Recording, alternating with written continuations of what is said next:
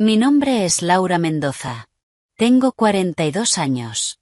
Durante 12 de ellos fui la directora financiera de Distribuciones Técnicas del Valle, una empresa mediana que mueve equipos industriales y materiales eléctricos por toda la región.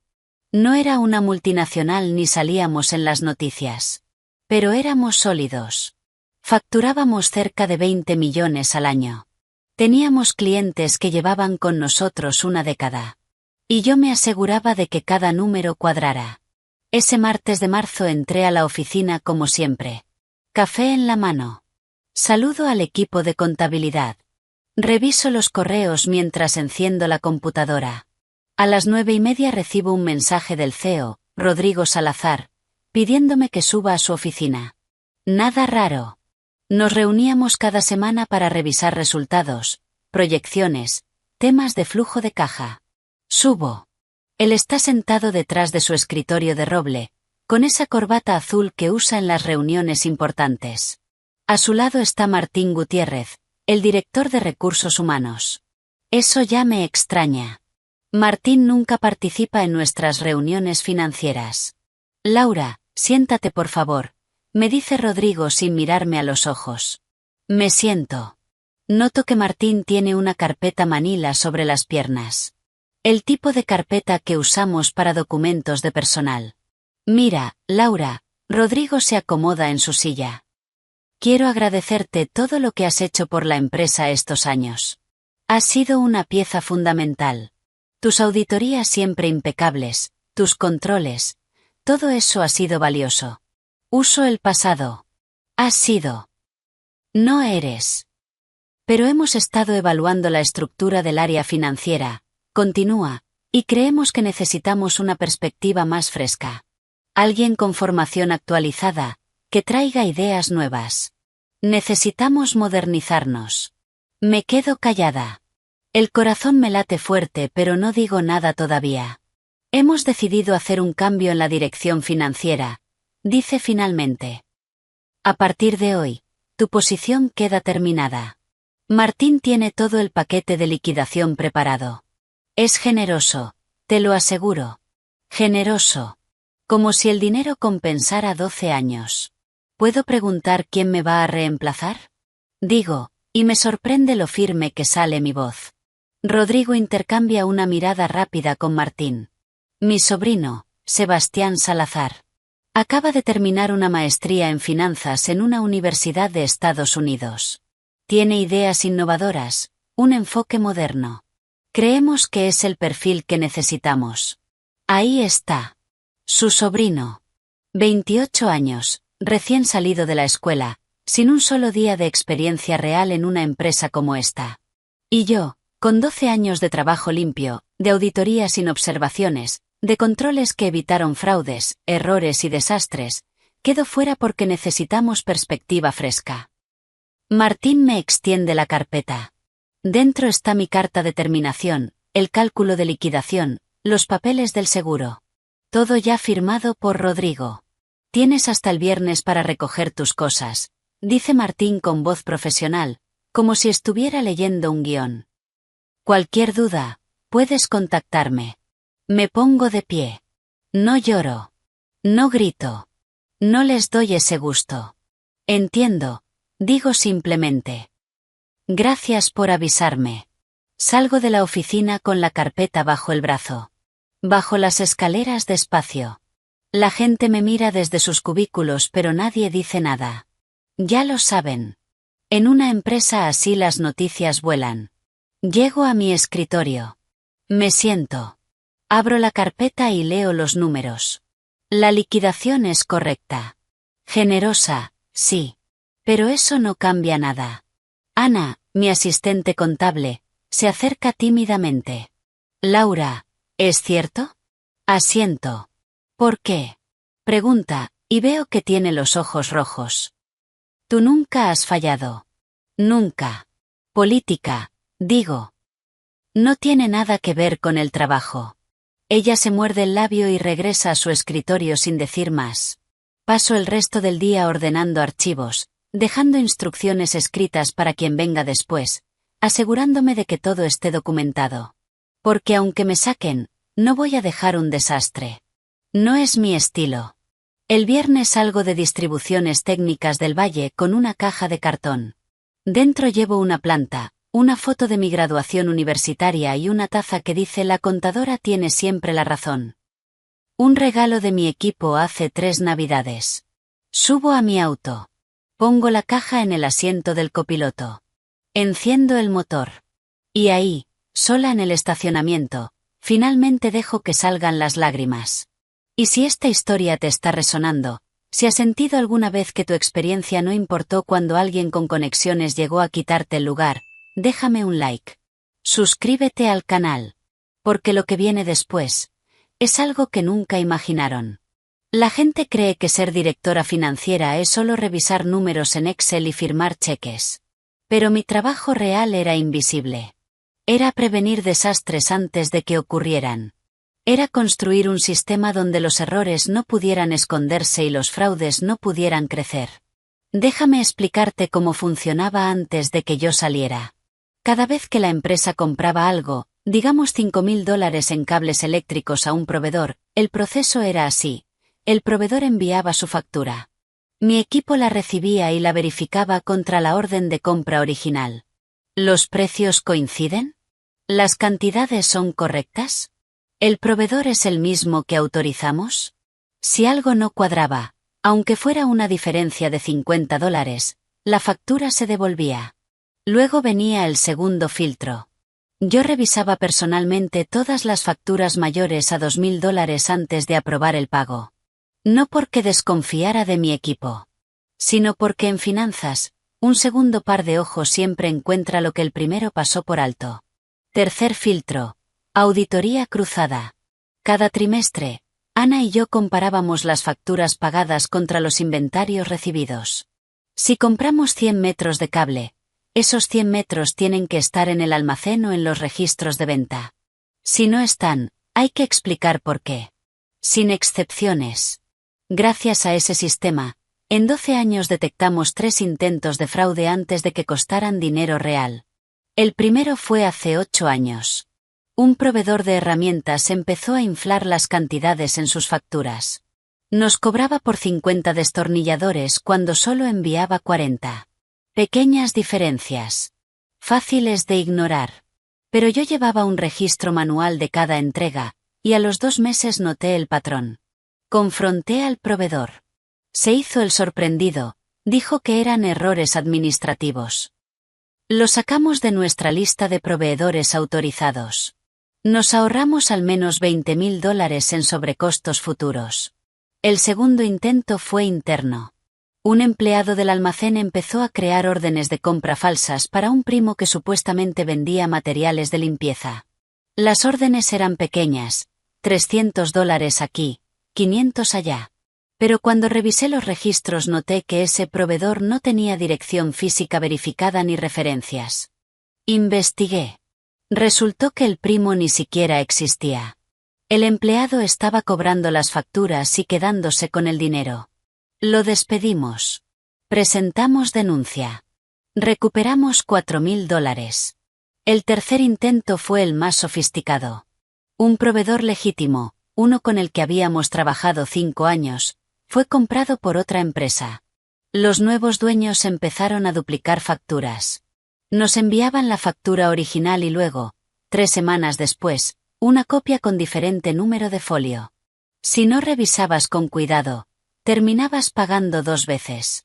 Detecté la primera duplicación porque mantengo un archivo digital de todas las facturas pagadas, ordenado por proveedor y fecha. Confronté a la empresa. Dijeron que era un error de su sistema nuevo. Pusimos una alerta permanente en su cuenta. Nunca volvió a pasar. Esos 3 casos. 30 y tantos mil dólares en total. Parecen pequeños comparados con el presupuesto anual de la empresa.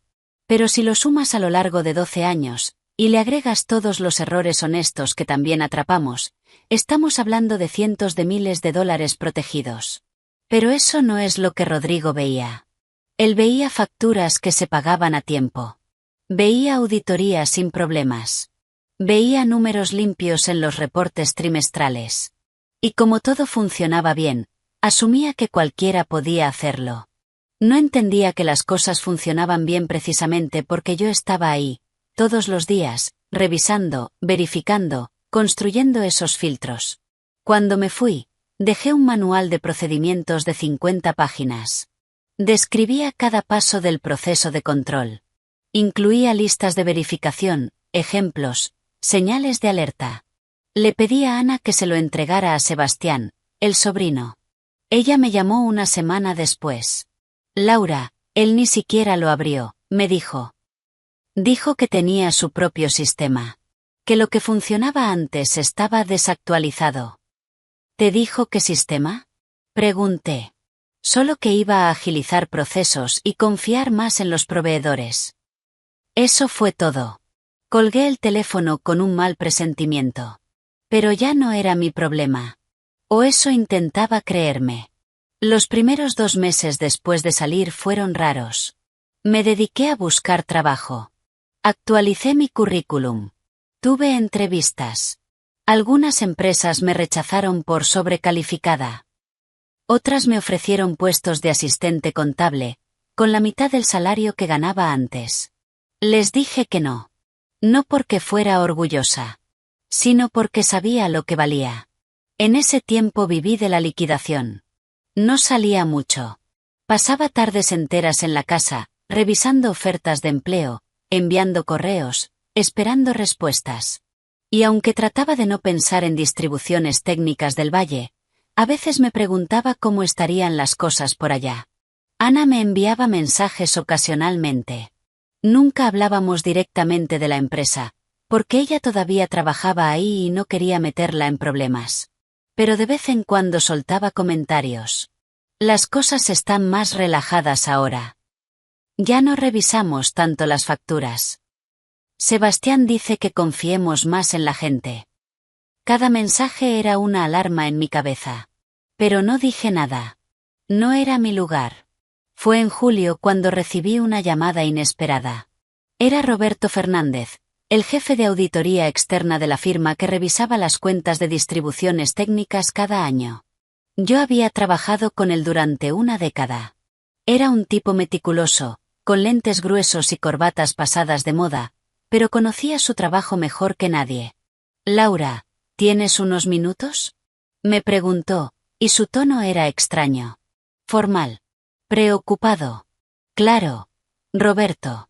¿Qué pasa? Mira, yo no debería estar llamándote. Pero necesito hacerte unas preguntas sobre los controles financieros que tenías implementados en la empresa. El corazón se me aceleró. ¿Por qué? ¿Qué encontraron? No puedo darte detalles todavía. Estamos en medio de la auditoría anual. Pero, hay inconsistencias grandes. Muy grandes. Y necesito confirmar cómo funcionaban tus procedimientos de verificación de facturas. Le expliqué todo.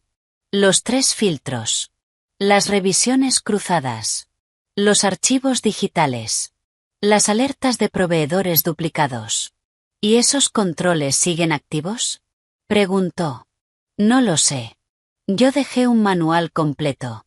Pero el nuevo director financiero dijo que iba a usar su propio sistema. Hubo un silencio largo al otro lado de la línea. Entiendo, dijo finalmente. Gracias, Laura. Eso es todo lo que necesitaba. Colgó.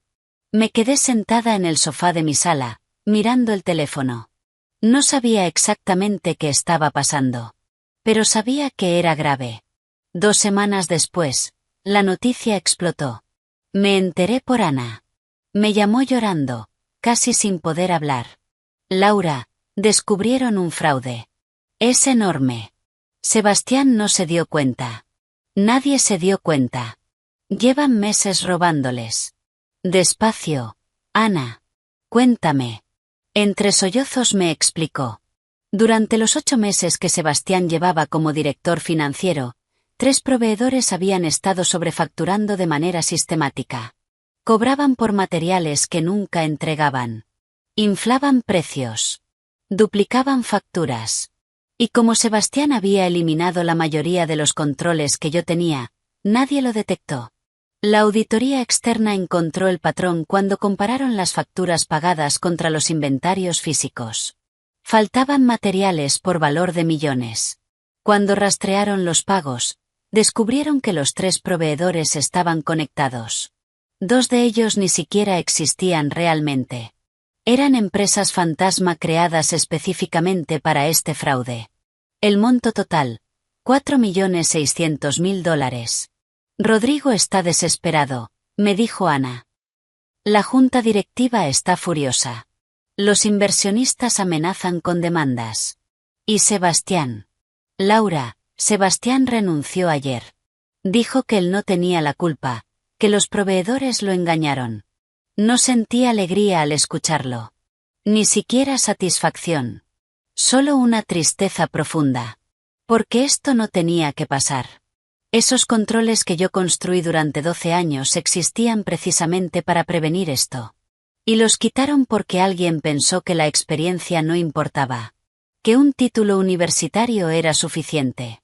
¿Y ahora qué van a hacer? Pregunté. No lo sé. Rodrigo llamó a una reunión de emergencia para mañana. Creo que van a intentar recuperar el dinero, pero los abogados dicen que será difícil. Las empresas fantasma ya cerraron.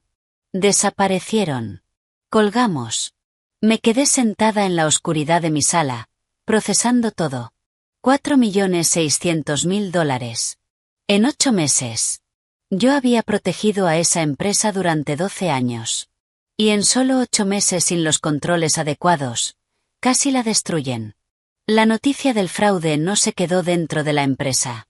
En una ciudad como la nuestra, donde todos conocen a todos en el sector industrial, algo así no puede esconderse. Los clientes empezaron a preocuparse. Si la empresa perdió casi 5 millones en un fraude interno, ¿qué tan confiable es realmente? Algunos suspendieron contratos. Otros exigieron auditorías independientes antes de seguir haciendo negocios. Los proveedores legítimos también se asustaron. Empezaron a exigir pagos por adelantado o garantías bancarias. La reputación de Distribuciones Técnicas, construida durante 20 años, se estaba desmoronando. Y Rodrigo, el CEO que me despidió para poner a su sobrino, estaba pagando el precio. La junta directiva lo citaba cada semana. Los inversionistas amenazaban con retirarse. Su propio hermano, el papá de Sebastián, dejó de hablarle. Ana me contaba todo. Y aunque parte de mí sentía que se lo merecían, otra parte simplemente sentía pena. Porque al final, todos los empleados buenos de esa empresa estaban sufriendo las consecuencias de una mala decisión. Fue en septiembre cuando recibí una llamada que no esperaba. Era Rodrigo. Laura, sé que no tengo derecho a pedirte esto. Empezó, y su voz sonaba cansada, rota. Pero necesito tu ayuda. No dije nada. Solo esperé. La empresa está al borde del colapso. Hemos perdido 3 clientes grandes. Los bancos nos están presionando. Y no tenemos a nadie que pueda reconstruir los sistemas de control financiero. Sebastián, él no supo. Y yo cometí un error al dejarte ir. Un error. Qué palabra tan pequeña para describir lo que pasó. ¿Qué quieres de mí? Pregunté finalmente. Que regreses. Como directora financiera interina. Solo hasta que arreglemos este desastre. Te pagaremos el doble de lo que ganabas antes. Y si logras estabilizar la empresa, te ofreceremos un puesto permanente en la junta directiva. Me quedé callada. Pensando. Parte de mí quería decirle que no. Que se las arreglara solo. Que viviera con las consecuencias de haber valorado más el nepotismo que la experiencia. Pero otra parte de mí pensaba en Ana. En los 30 empleados que no tenían nada que ver con esta situación. En los clientes que confiaron en esa empresa durante años. Y pensaba en mí misma. En que este era mi trabajo. No solo revisar números. Sino proteger a la gente de los errores que otros cometen.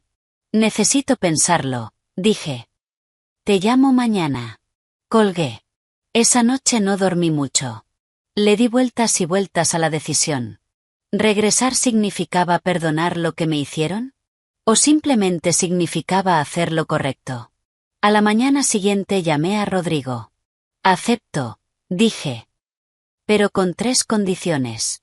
Primero, tengo autoridad total sobre el área financiera. Nadie interfiere con mis decisiones. Segundo, quiero que se implemente cada uno de los controles que dejé documentados en mi manual, sin excepciones. Tercero, quiero una disculpa pública frente a todo el equipo. Hubo un silencio al otro lado. Está bien, dijo finalmente. Acepto las 3. Regresé a Distribuciones Técnicas del Valle en octubre. 7 meses después de haberme ido. El primer día fue extraño. La gente me miraba con una mezcla de alivio y vergüenza. Ana me abrazó y lloró. Algunos me dieron la mano sin decir nada, pero sus ojos decían todo. Rodrigo cumplió su palabra. Reunió a toda la empresa en el salón de conferencias y habló frente a todos. Cometí un error grave al dejar ir a Laura, dijo, y vi que le costaba cada palabra. Prioricé cosas equivocadas. Y esa decisión casi destruye esta empresa. Laura está de regreso porque ella es la persona que necesitamos. Y esta vez, vamos a escuchar su experiencia. No fue una disculpa perfecta. Pero fue honesta. Me puse a trabajar. Lo primero que hice fue reinstalar todos los controles que Sebastián había eliminado. Los 3 filtros de verificación de facturas. Las auditorías cruzadas trimestrales. Los archivos digitales completos. Las alertas de proveedores duplicados. Luego audité cada transacción de los últimos 8 meses. Fue un trabajo brutal. Revisé más de 1000 facturas manualmente. Identifiqué cada sobrecosto, cada irregularidad, cada factura duplicada. Construí un expediente completo del fraude. Con esa información, los abogados de la empresa pudieron presentar demandas criminales mejor fundamentadas. Logramos recuperar $1.200.000 a través de seguros y acuerdos con bancos que procesaron los pagos fraudulentos. No era todo. Pero era algo. También reestructuré las relaciones con proveedores. Contacté personalmente a cada uno de nuestros proveedores legítimos. Les expliqué lo que había pasado. Les mostré los nuevos controles. Les pedí paciencia mientras reconstruíamos la confianza. La mayoría aceptó. Algunos incluso ofrecieron descuentos temporales para ayudarnos a estabilizarnos. Pasé 6 meses trabajando 18 horas al día. Fines de semana incluidos. No porque Rodrigo me lo pidiera, sino porque cuando empiezo algo, lo termino bien. Y si has llegado hasta aquí en esta historia, si estás viendo cómo todo se reconstruye después del caos, te pido que te suscribas al canal y actives la campanita. Porque historias como esta, de justicia silenciosa y experiencia que al final se impone, son las que compartimos aquí cada semana. Fue en abril del año siguiente cuando me ofrecieron oficialmente el puesto en la junta directiva.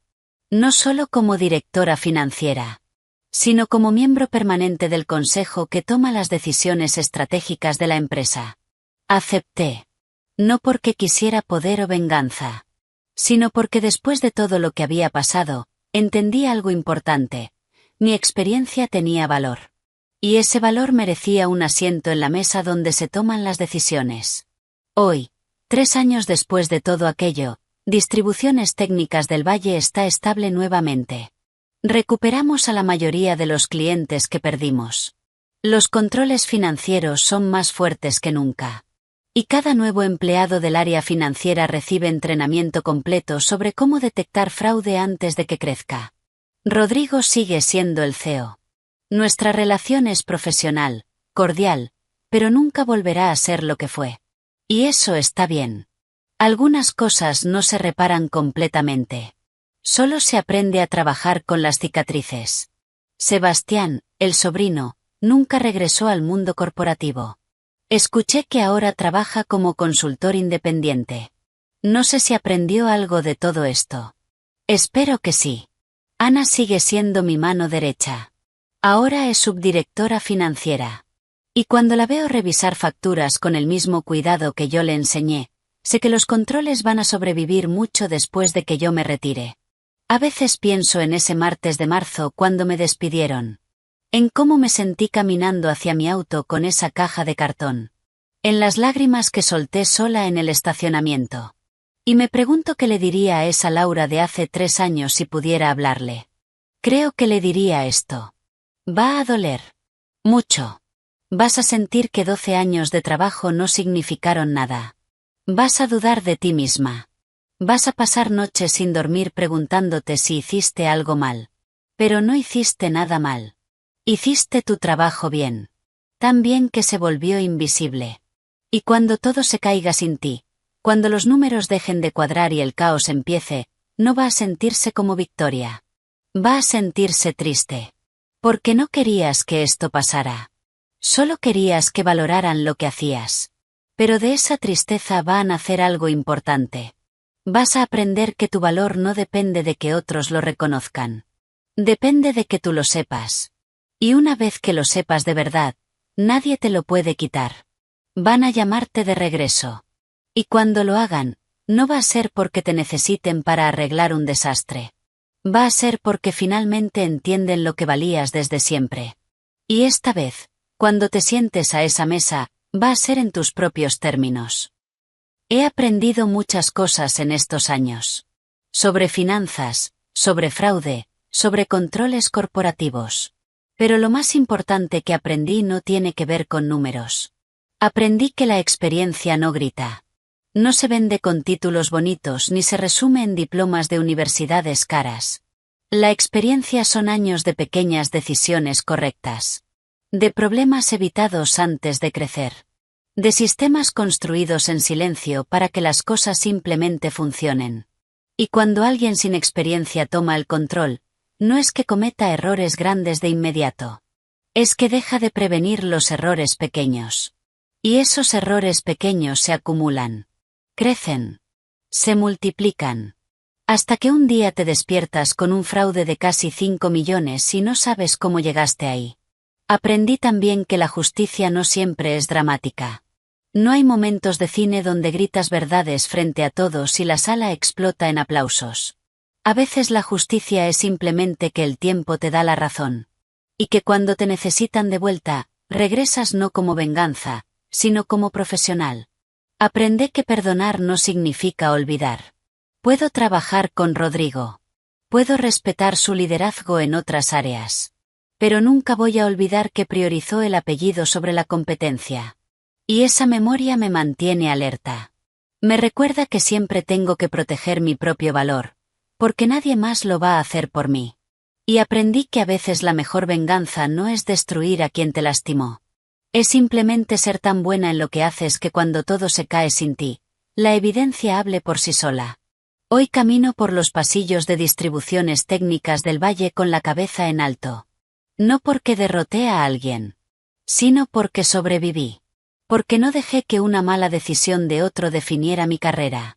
Porque cuando me dieron una segunda oportunidad, la aproveché no para restregárselos en la cara, sino para hacer mi trabajo aún mejor que antes. Hay una placa nueva en la entrada de la oficina. Dice, integridad en cada número. Experiencia en cada decisión. Fue idea de la junta directiva. Un recordatorio de por qué casi perdimos todo. Y de por qué todavía estamos aquí. Cada vez que paso frente a esa placa, me acuerdo de la taza que saqué en esa caja de cartón. La que decía la contadora tiene siempre la razón. Al final, resulta que sí la tenía. No porque yo sea perfecta. No porque nunca me equivoqué.